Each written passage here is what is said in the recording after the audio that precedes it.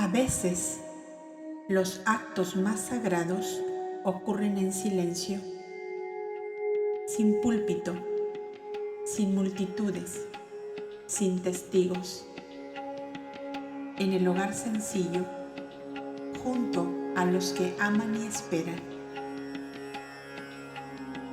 Hoy cruzarás el umbral de Nazaret, un santuario cotidiano donde el Cristo ya vive, aunque aún no ha sido anunciado.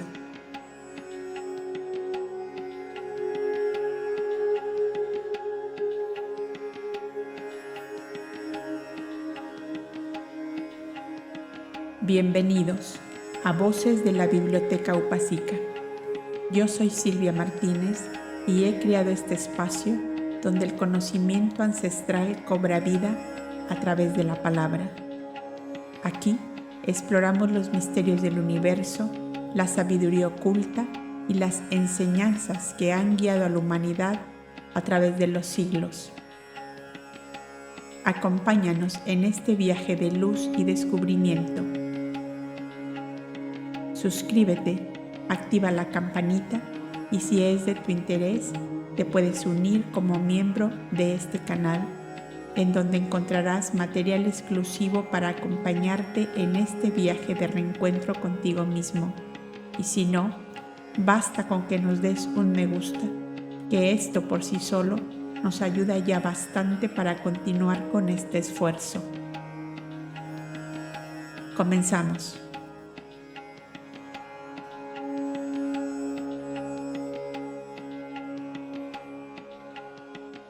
Nazaret.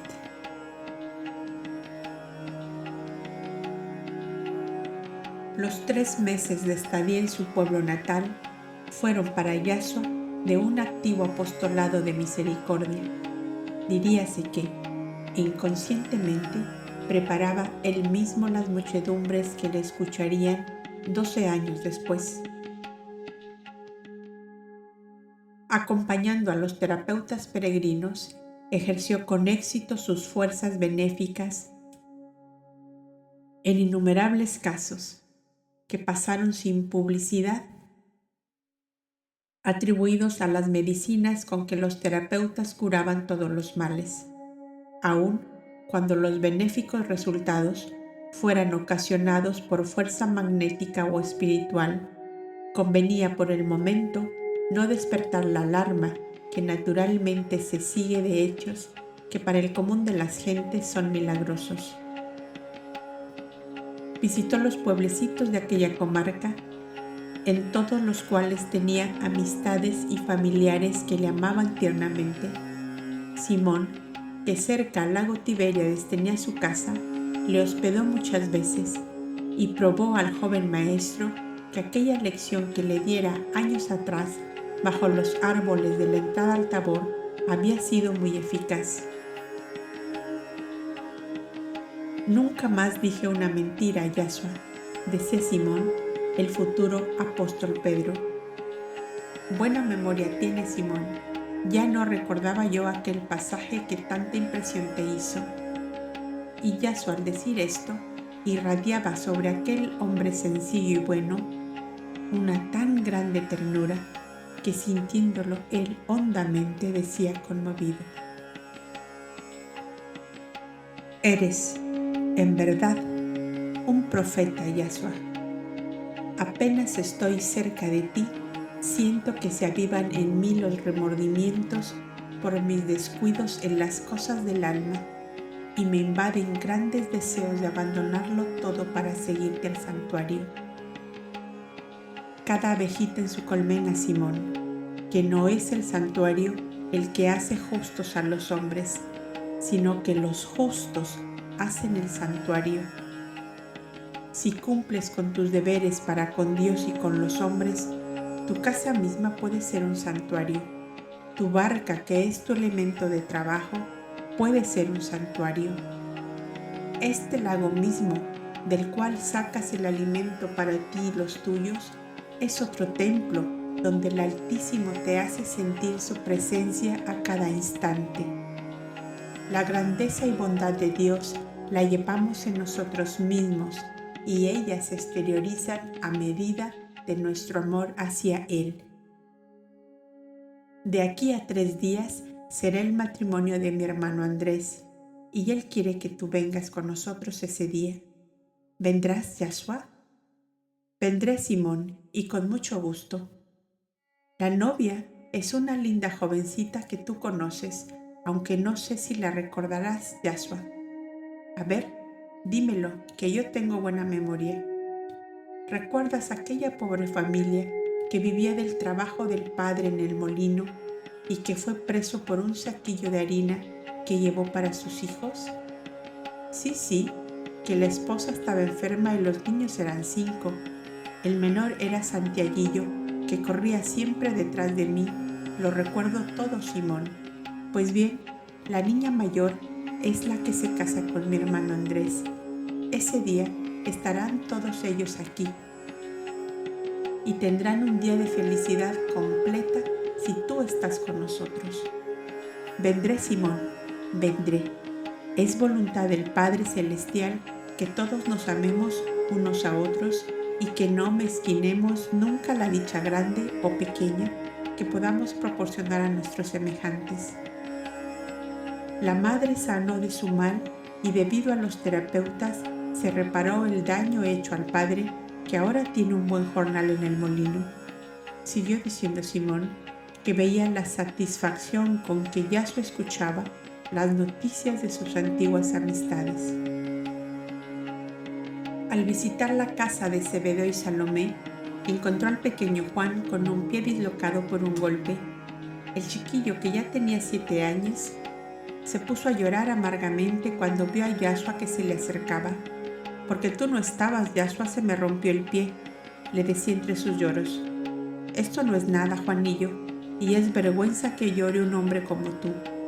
Y así diciendo, Yashua se sentó al borde del lecho donde tenían al niño con el pie vendado y puesto en tablillas. Le desató las vendas y apareció hinchado y rojo por la presión. Salomé estaba allí y Zebedeo acudió después. Yashua tomó con ambas manos el pie enfermo durante unos instantes. «Si el Padre Celestial te cura, ¿qué harás en primer lugar?», preguntó al niño, que sonreía porque el dolor había desaparecido. «Correré detrás de ti y no te dejaré nunca más», le contestó el niño con gran vehemencia. «Bien, ya estás curado, pero no para correr tras de mí por el momento, sino para ayudar a tu madre en todo cuanto ella necesite de ti». Juanillo se miraba el pie, que aún tenía las señales de las vendas, pero que ya no le dolía.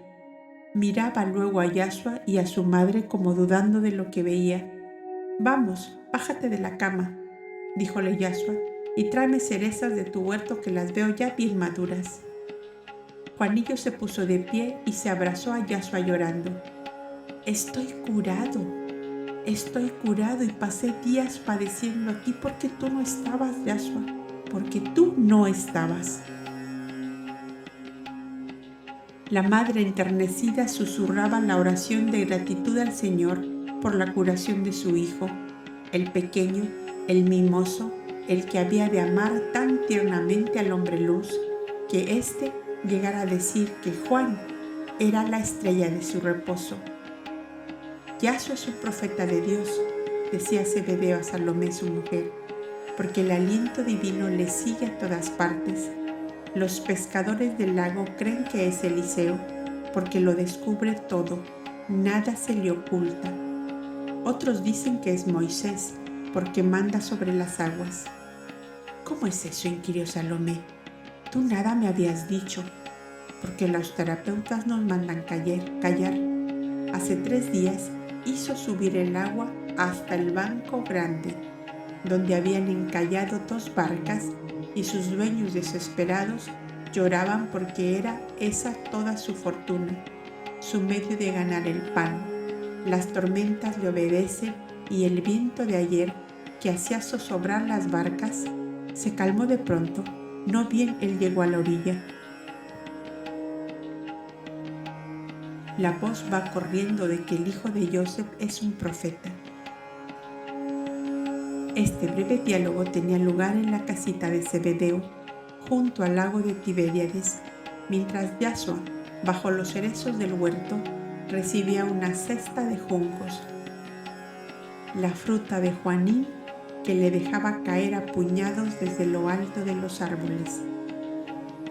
Fue en esta breve estadía de Yasua en su pueblo natal que se despertó en Galilea un pensamiento que estaba dormido desde los días de su nacimiento, en que hubo sucesos extraños en la casita de Joseph, pero de eso habían pasado 18 años, y las gentes olvidan pronto lo que no afecta al orden material de su propia vida.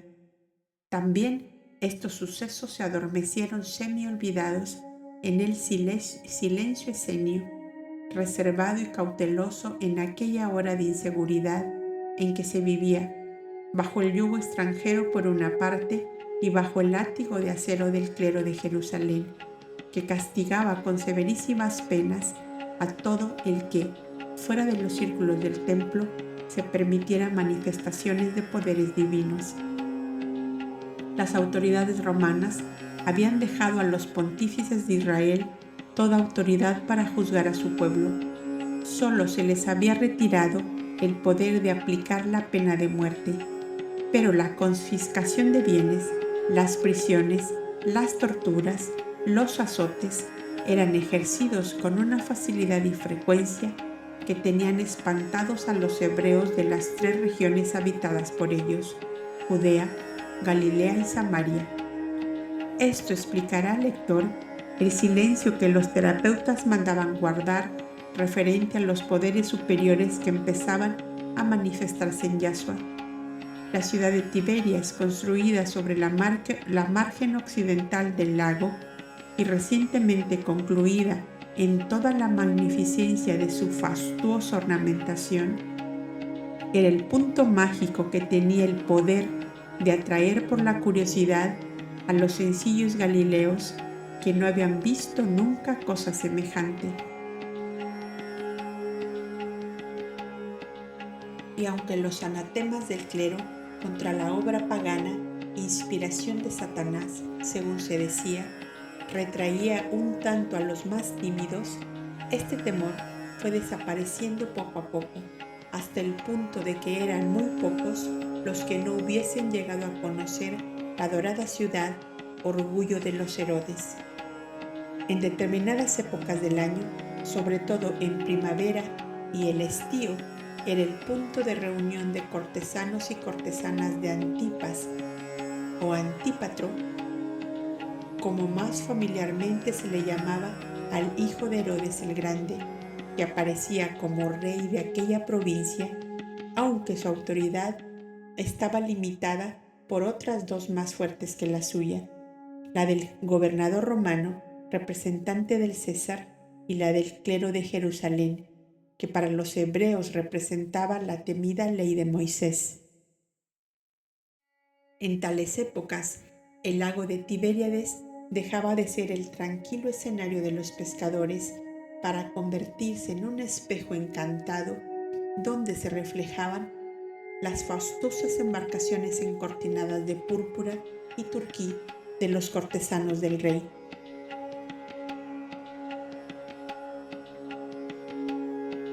Los festines y las orgías empezadas en los palacios, en las termas o bajo las columnatas de mármol con techumbre de cuarzo que brillaban bajo el sol del estío, continuaban sobre el lago, que iluminado con antorchas tomaba un aspecto fantástico y encantador. Emisarios reales acudían solícitamente a limpiar el lago de las sucias barcazas de los pescadores cuando iba a realizarse un festín sobre las aguas. Un día ocurrió que Yasua con su tío Jaime y Josuelín fueron a visitar las familias amigas de las orillas del lago, en las cuales había algunos enfermos. Los terapeutas que cuidaban aquella región estaban de viaje por otros pueblos, y Yasua se creyó obligado a remediar la necesidad de sus hermanos. Enseguida le informaron los pescadores que por el fuerte viento de los días pasados no habían podido salir a extender sus redes, y que ese día, que apareció hermoso y sereno, ya vino la orden de Tiberias que ningún pescador de las cercanías de la gran ciudad saliera al lago ni dejara redes tendidas. Para nosotros es la vida, es el pan, es la lumbre de nuestro hogar, decían quejándose amargamente. Tienen sus palacios, sus parques, sus plazas y paseos. Nosotros solo tenemos el lago que nos dé el sustento de cada día, y aún esto nos quitan los grandes magnates que están hinchados de todo. El corazón de Yasua sentía este clamor y se rebelaba ante la injusticia de los poderosos que no podían ser felices sino causando dolor a los humildes. ¿A qué hora?, preguntó. ¿Son los festines de la corte? Comienzan al atardecer y se prolongan durante toda la noche. Ya andan poniendo los postes para las antorchas. Vuestra necesidad está primero que los festines de los cortesanos del rey, dijo. Dios manda por encima de todos los reyes de la tierra, y Dios da sus poderes divinos a todo el que sabe emplearlos en cumplimiento de su voluntad.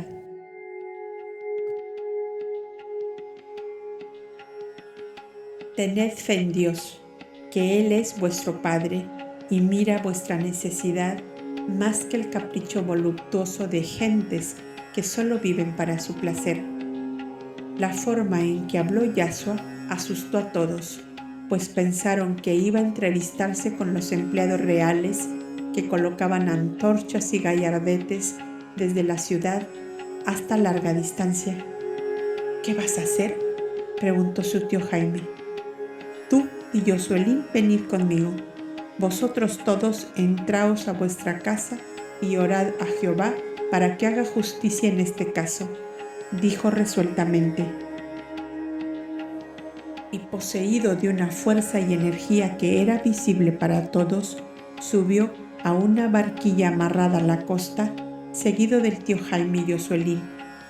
Extendieron el rústico toldo de lona para preservarse del sol, y Yasua se sentó cómodamente y cerró sus ojos. Una vibración tan poderosa emanaba de él que el tío Jaime y Yosuelín cayeron bajo su acción y se quedaron profundamente dormidos. Cuando se despertaron, el cielo estaba color ceniza y amenazaba lluvia. Solo habían pasado 2 horas. Vamos, les dijo Yasua, la voluntad de Dios puede más que la de los hombres. Parece que tendremos lluvia, dijo el tío Jaime, comprendiendo lo que había pasado. O sea, que su gran sobrino había puesto en juego los poderes superiores que había desarrollado en grado sumo, y que cuando es justicia se manifiestan en bien de quienes lo necesitan y lo merecen. Yasua guardó silencio, y cuando llegaron a la casa de los pescadores, les encontraron contentos preparando sus redes para salir al lago. ¿Salís ahora a tender las redes?, les preguntó Yosuelín. Claro está que salimos. ¿No ves que los hombres de la ciudad levantan sus aparejos del festín porque temen la lluvia? En efecto, recogían gallardetes y colgaduras, y las balsas convertidas en plataformas con mesas y divanes, con doseles de púrpura y guirnaldas de flores, desaparecieron rápidamente. El cielo estaba amenazante y por momentos se esperaba una descarga torrencial, pues el aire se había enrarecido hasta ponerse sofocante. Una caravana de pescadores salió a tender sus redes. Nosotros no tememos a la lluvia, sino al hambre, decían, mientras cantando tomaban posesión de su lago, el querido lago que siempre les dio el sustento y al cual la audacia de un reyezuelo soberbio había cambiado su viejo nombre de Genesaret por el de Tiberíades, para honrar la ciudad de Tiberias, edificada sobre la orilla occidental.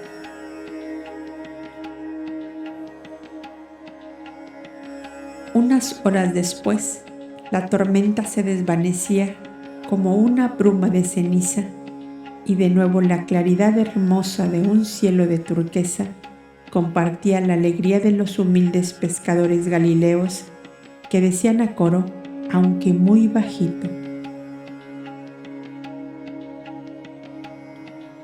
el hijo de Joseph es un profeta de Dios, al cual obedecen los elementos.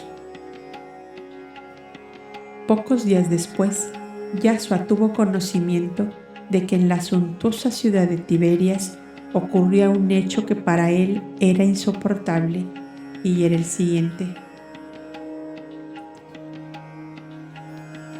los pobres, los hambrientos, los desheredados viven naturalmente buscando lo que desperdician de sus harturas los ricos, los felices de la vida, y sucedía que grupos de estos desventurados acudían a la entrada de las termas donde se levantaban tiendas movibles con toda clase de frutas y delicados manjares, para incitar el apetito de las gentes de posición que acudían a los baños.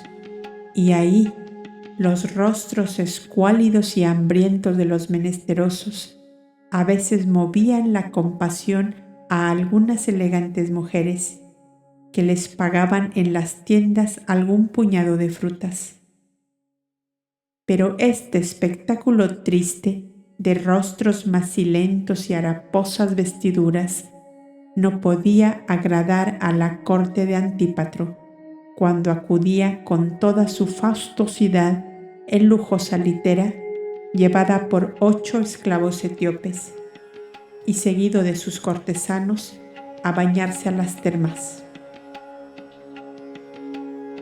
El mayordomo de palacio acudía siempre una hora antes de la llegada del rey a espantar todo aquel enjambre de chicuelos hambrientos, de viejos decrépitos, de paralíticos que se arrastraban sobre una piel de oveja, etc. Aquella visión no era digna de los ojos reales ni de las sensibles cortesanas, que podían sufrir crisis de nervios ante un espectáculo semejante. Yasua, que se interesaba por todo dolor que azotara a los humildes, invitó un día a su tío Jaime y Josuelín, compañeros de todas sus andanzas de misericordia, y llegó hasta la dorada ciudad de los jardines encantados, donde había tantas plantas finas y exóticas como estatuas de mármol traídas por Herodes el Grande del otro lado del mar y provenientes de las grandes ruinas de ciudades de Grecia y de Italia. Con tales tesoros artísticos había contribuido Tiberio César a pagar la adulación de Herodes, creando una ciudad que inmortalizara su nombre, Tiberias. Yasua no se escandalizó, como los puritanos fariseos, ni de los templos paganos, ni de la belleza desnuda de mármoles que eran en verdad obras magníficas de los más famosos escultores griegos de aquellos tiempos. De una sola cosa se escandalizó, y fue del dolor y la miseria que sufrían seres humanos en medio de la hartura y la alegría insultante y desvergonzada de los privilegiados de la fortuna. Se sintió como si fuera el brazo de la justicia divina y se colocó como un paseante cualquiera en la gran plaza de las termas, que empezaba a llenarse de gentes para ver a la corte que debía acudir esa tarde. Pronto llegó el mayordomo de palacio, en litera y escoltado por guardias armados de látigos. Él bajó y penetró a los pórticos, donde un ejército de criados tendían tapices, alfombras de Persia en la entrada principal, y colocaban a los músicos y danzarinas en los sitios que les eran habituales.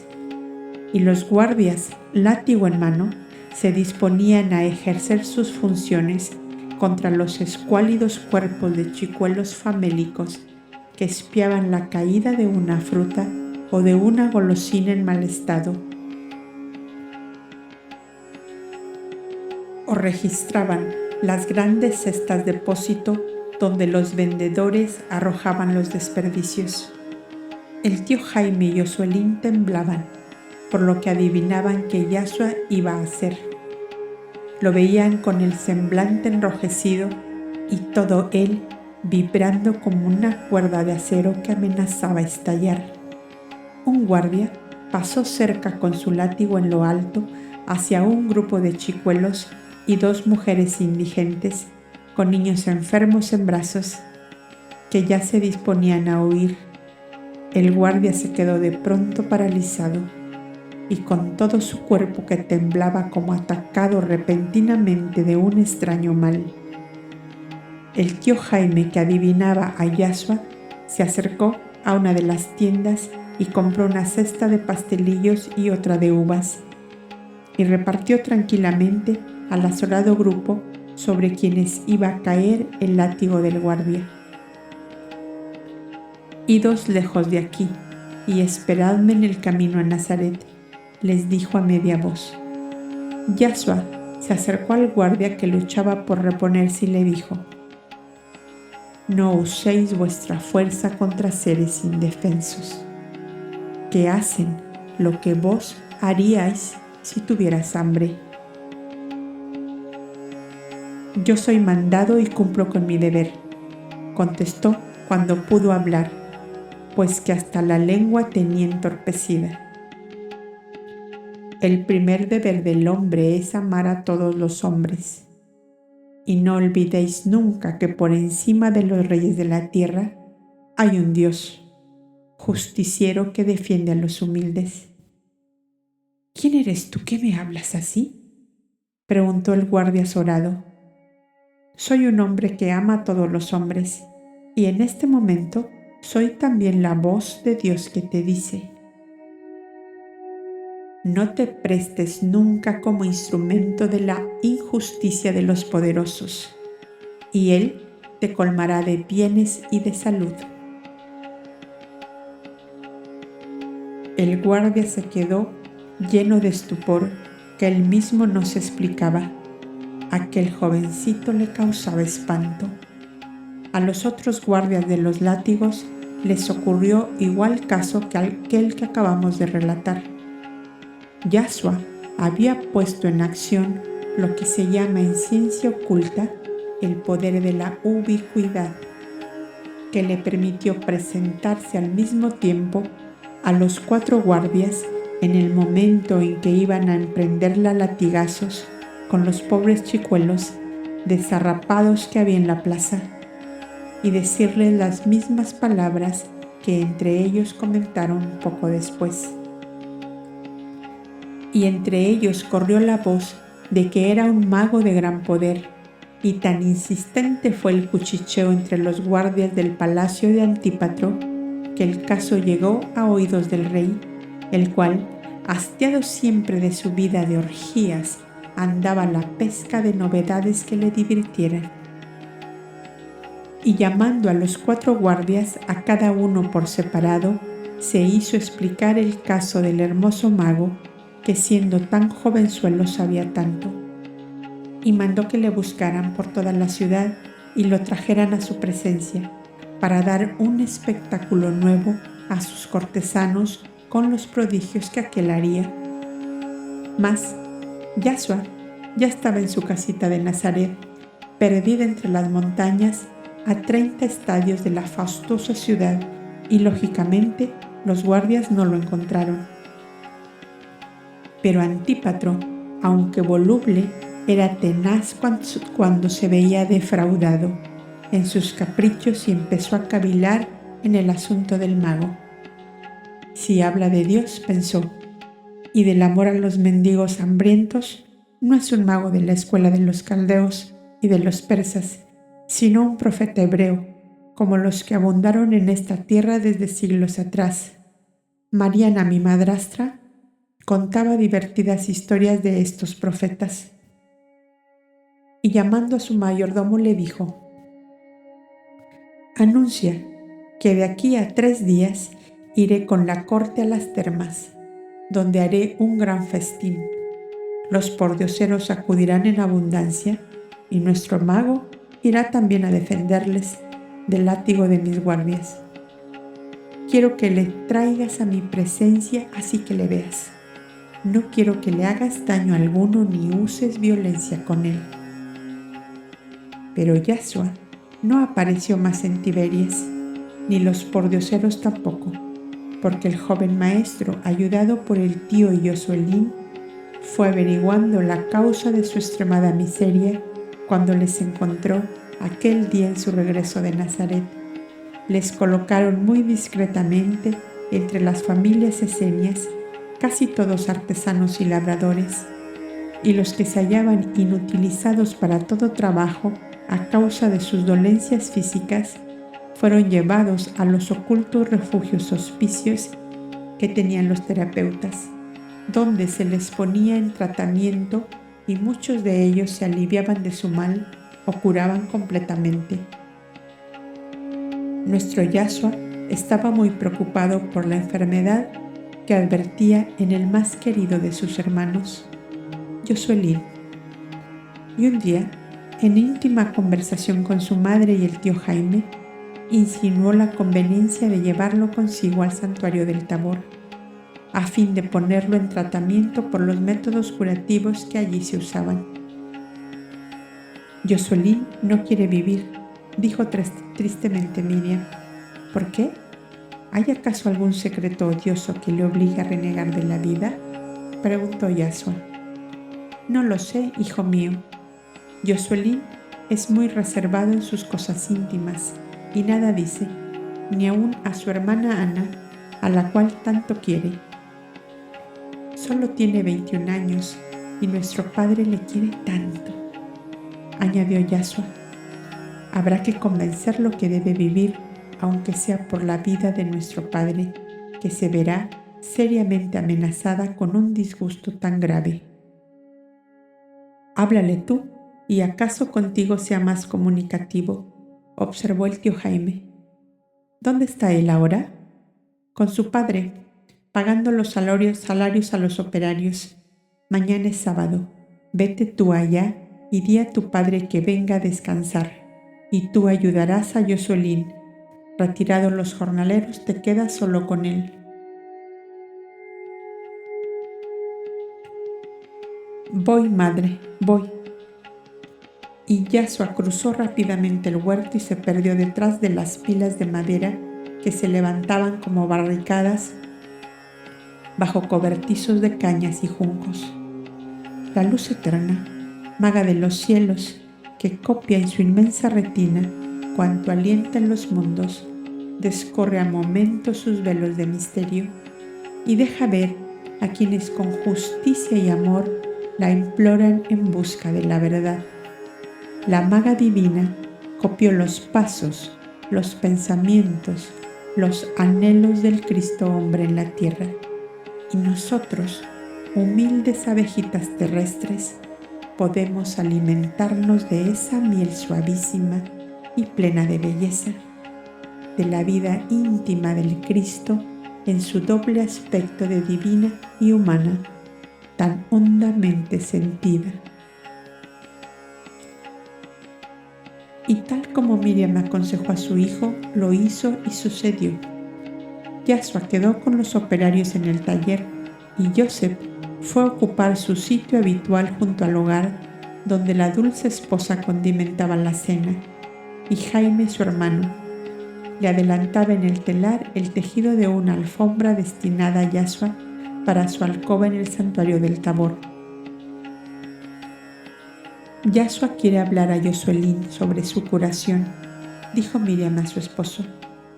En verdad que su mal me trae inquieto, contestó Joseph.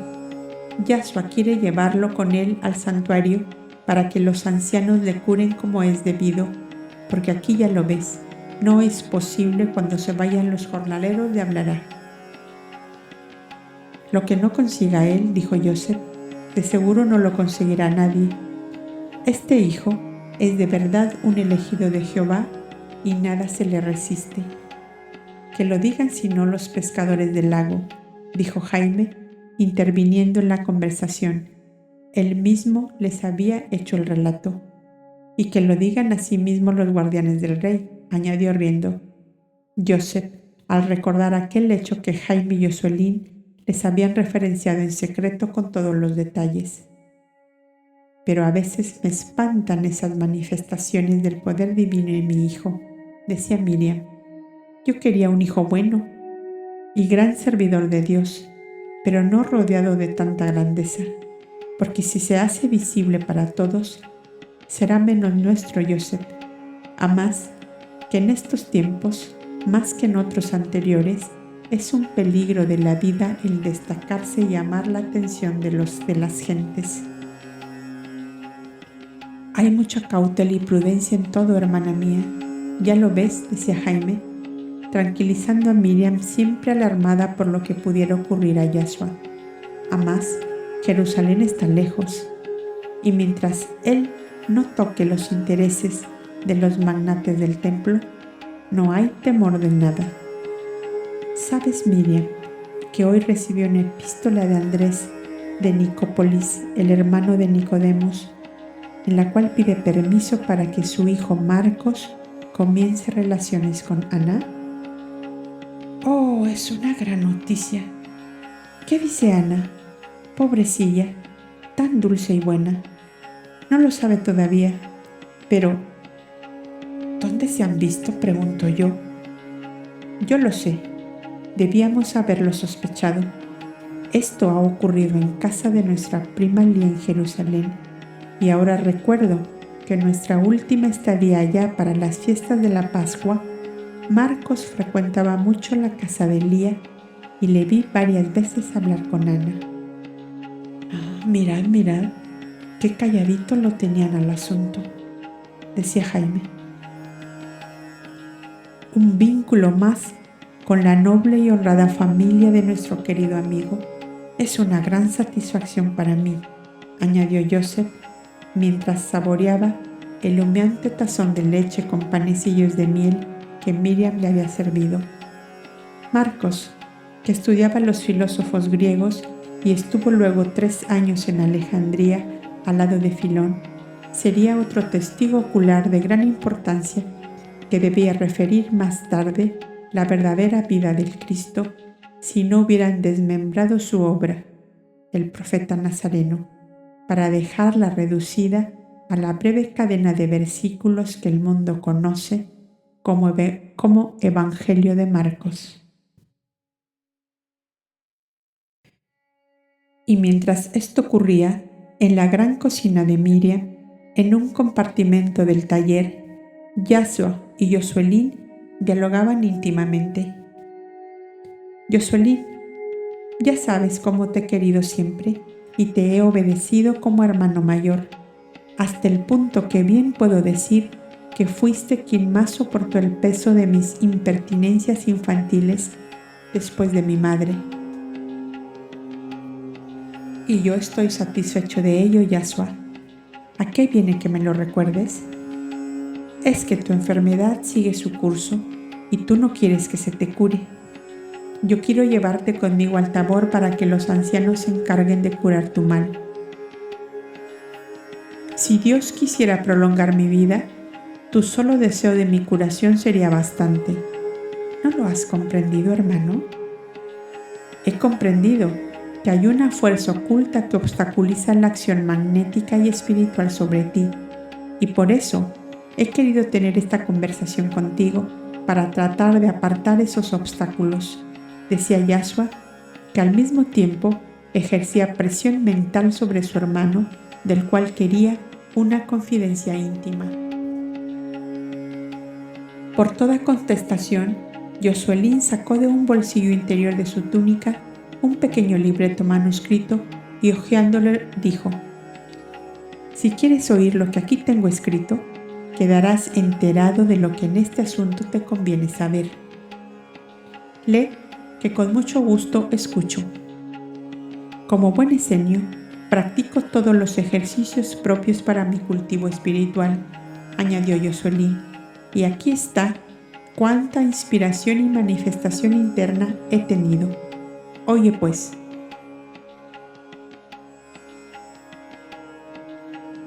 apresúrate a llegar porque tus días son breves en esta tierra. Viniste solo para servir de escudo al ungido durante los años que él no podía defenderse de las fuerzas exteriores adversas. Él ha entrado en la gloriosa faz de su vida física en que no solo es capaz de defensa propia, sino de defender y salvar a los demás. Pronto la voz divina te llamará a tu puesto en el plano espiritual. Los custodios del libro eterno de la vida te esperamos, Alba Azul. ¡Magnífico!, exclamó Yashua. Ahora lo comprendo todo. Alba Azul es el jerarca de la legión de arcángeles que custodian los archivos de la luz eterna. Ignoraba que tú pertenecías a esa legión. Nunca me lo dijiste. Soy un esenio y sin necesidad no debo hablar de mí mismo. ¿No manda así nuestra ley? Ahora te lo digo porque veo la necesidad de que no gastes fuerza espiritual en prolongar mi vida sobre la tierra. ¡Oh, mi gran hermano!, exclamó Yashua enternecido hasta las lágrimas y abrazando tiernamente a Yosuelín. Yo no quiero verte morir. Vive todavía por mí, por nuestro Padre que irá detrás de ti si te vas, Yosuelín. Vive todavía un tiempo más y da a nuestros padres el consuelo de dejarte curar. ¿No ves que están desconsolados por tu resistencia a la vida? Parecería que estás cansado de ellos porque no les amas. También dice nuestra ley, añadió Yosuelín, que en cuanto nos sea posible, seamos complacientes con nuestros hermanos. Está bien, Yashua, accedo a ir contigo al Tabor. Gracias, Yosuelín.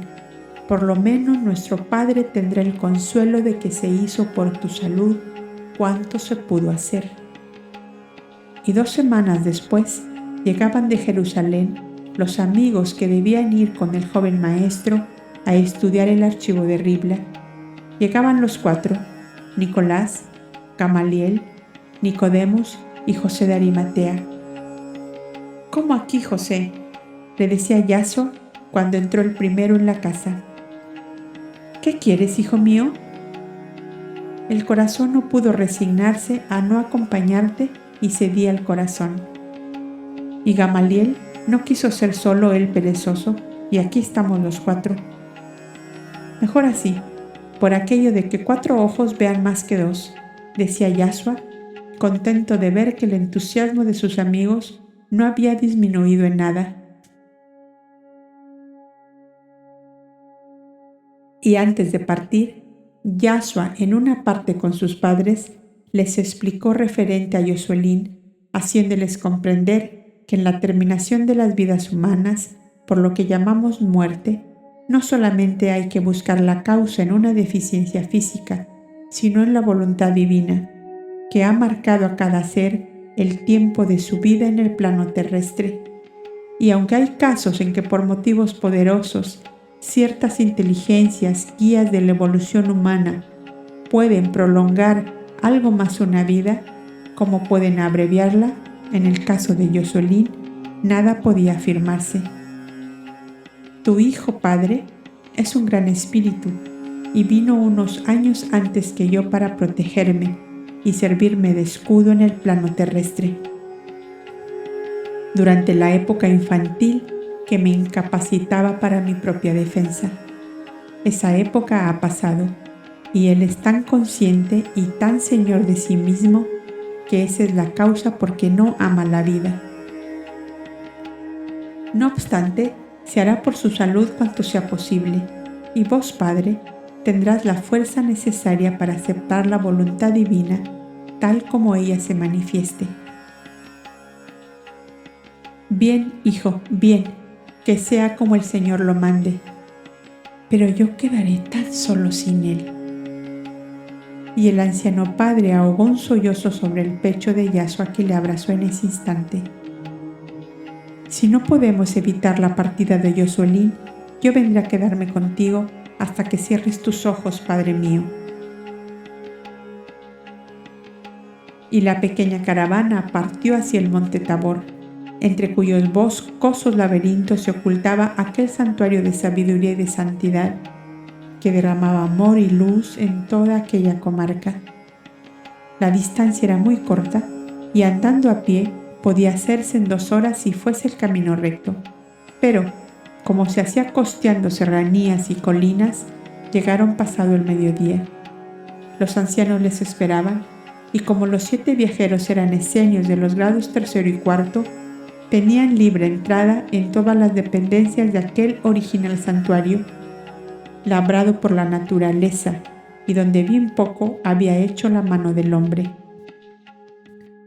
Los 7 viajeros fueron instalados en la alcoba de Yahshua, que era, como se recordará, un compartimento del recinto de estudio dividido por cortinas de juncos que se trasladaban a voluntad, así para disminuir como para agrandar un local. El tío Jaime manifestó a su llegada que él se encargaba de atender que nada faltase a los huéspedes y hacer el mensajero para el mundo exterior. El viejo portero Simón, padre de Pedro, estaba muy agotado por los años y pocos servicios podía prestar al santuario. Yosuelín se sometió dócilmente al tratamiento curativo que los ancianos le impusieron y que le fue tan eficaz que 20 días después regresaba al hogar con nuevas energías y con nueva vida. Era una concesión de la ley eterna al justo Yosef, que pedía la prolongación de la vida de su hijo. Viéndole tan lúcido y consciente, los ancianos dijeron a Yosuelín: la ley te concede 1 año más en el plano físico. Vívelo para tu Padre, que por él se te da. 20 días permanecieron también los 4 doctores de Israel estudiando el archivo, del cual participará el lector si desea conocer la verdadera historia de nuestra civilización.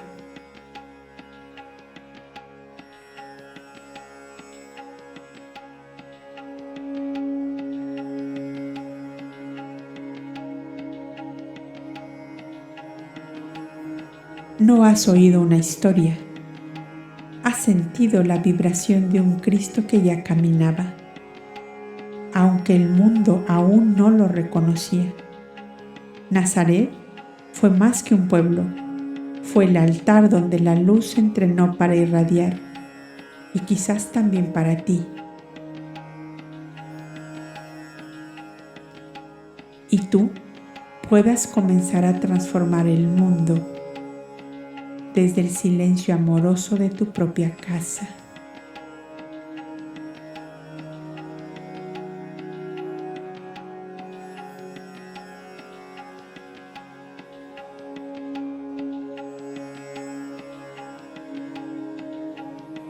Correspondencias arqueológicas y tradicionales del capítulo Nazaret. Nazaret, la pequeña aldea de Galilea, sin templos majestuosos ni altares de piedra, se convierte en símbolo de los santuarios invisibles donde habita el Cristo, como los recintos secretos de los esenios en el Monte Carmelo, como las chozas sagradas de los antiguos toltecas donde se honraba al Nahual silencioso, como los hogares humildes de las matriarcas coptas que guardaban el fuego del Verbo, como los retiros internos del Himalaya donde los bodhisattvas despiertan sin ser vistos. Nazaret fue ese lugar donde el Cristo se gestó, no en la liturgia, sino en la cotidianeidad amorosa.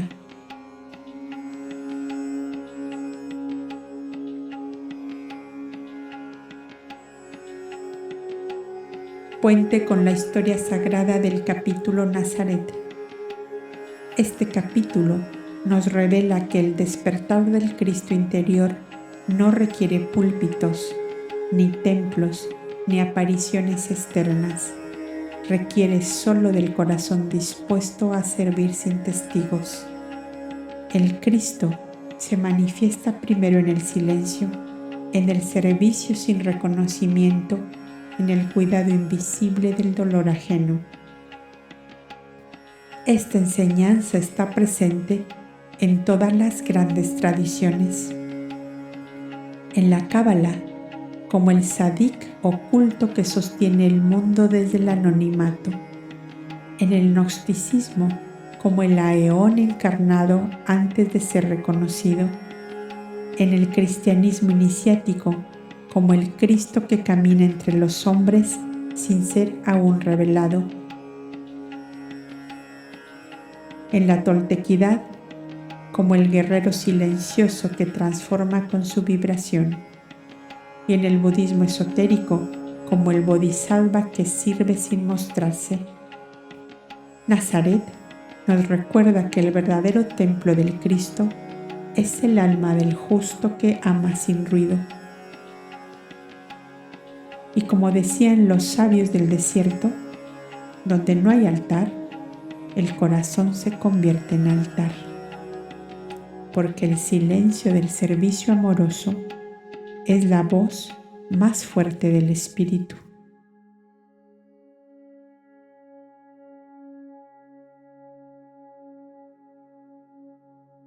Te espero en el próximo capítulo, el Papiro 79. Gracias por acompañarnos en este episodio de Voces de la Biblioteca Upasika.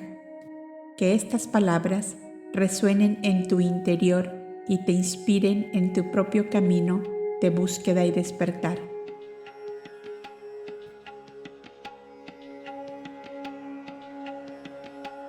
Y como decía la gran Madame Blavatsky, la mentira baja estrepitosamente por un plano inclinado,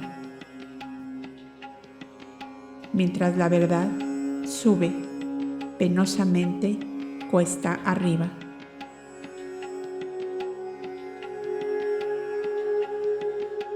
Y antes de despedirnos, te invitamos a que te suscribas, que actives la campanita y que nos des un me gusta.